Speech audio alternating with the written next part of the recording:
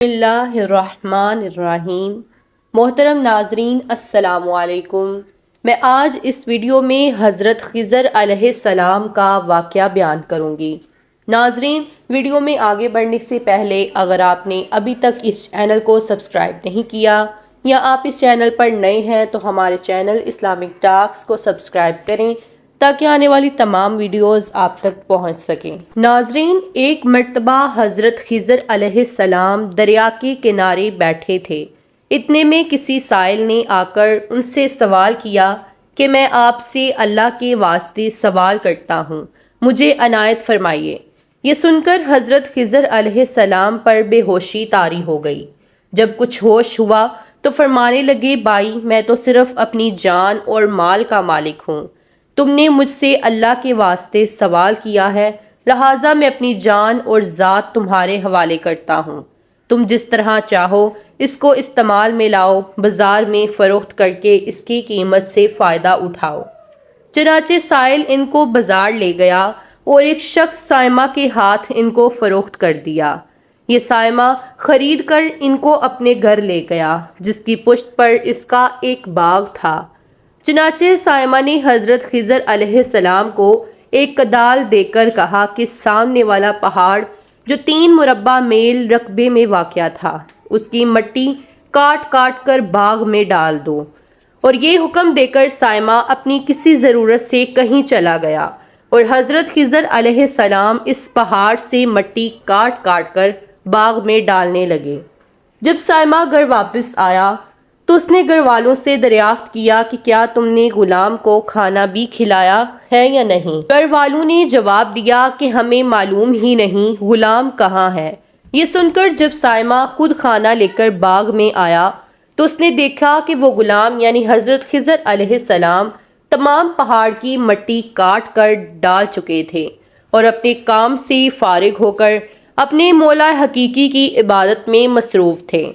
یہ دیکھ کر ان کو بڑا تعجب ہوا اور اس نے دریافت کیا، یہ تو بتائیے کہ آپ کون ہیں؟ یہ بات سن کر حضرت خضر علیہ السلام پر کچھ بے ہوشی سی طاری ہو گئی اور پھر فاقہ ہونے پر انہوں نے فرمایا کہ بھائی، میں خضر ہوں۔ جس کو سن کر سائمہ کے ہوش اڑ گئے۔ تو نے یہ کیا کیا؟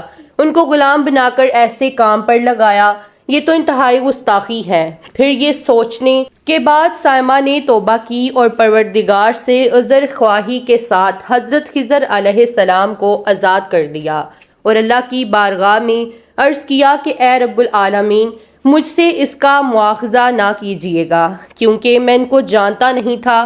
اس کے بعد حضرت خضر علیہ السلام نے دعا فرمائی اور سجدہ شکر بجا لائے کہ اے میرے پروردگار، میں تیرے ہی حق میں غلام بنا اور تیرے ہی حق میں آزاد ہوا، اس پر تیرا شکر گزار ہوں۔ بعد ازاں واپسی کی اجازت لے کر جب دریا پر واپس آئے تو دیکھا ایک شخص کھڑا دعا مانگ رہا ہے کہ اے میرے رب، حضرت خضر علیہ السلام کو غلامی سے رہائی عطا فرما دے اور ان کی توبہ قبول فرما لے۔ حضرت خضر علیہ السلام نے یہ دیکھ کر اس شخص سے دریافت کیا کہ آخر تو کون ہے؟ تو اس شخص نے بتایا کہ میں تو شازون ہوں، آپ کون ہیں؟ انہوں نے فرمایا کہ میں خضر ہوں۔ اس کے بعد شازون نے کہا، اے خضر علیہ السلام، آپ نے اپنے رہنے کے لیے مکان بنا کر دنیا طلب کی ہے، کیونکہ حضرت خضر علیہ السلام کا دریا کے کنارے پر ایک عبادت خانہ تھا۔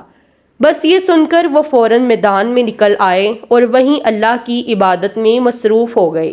اس کے بعد حضرت خضر علیہ السلام نے اسی جگہ پر ایک درخت لگایا اور اس کے سائے میں عبادت شروع کر دی۔ تو آواز آئی، اے خضر، جب تم نے درخت کے سائے میں سجدہ کیا تو تم نے دنیا کو آخرت پر ترجیح دی۔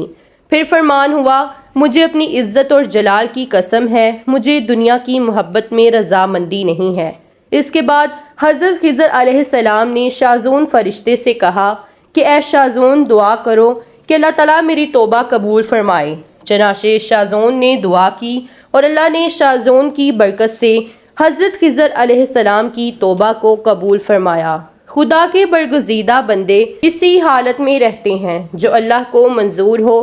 بے شک ہماری فلاح بھی اسی میں ہے کہ زندگی کے ہر موڑ پر آنے والے ہر بیچ و غم میں ہم راضی رہیں، اللہ تعالیٰ کی چاہت کو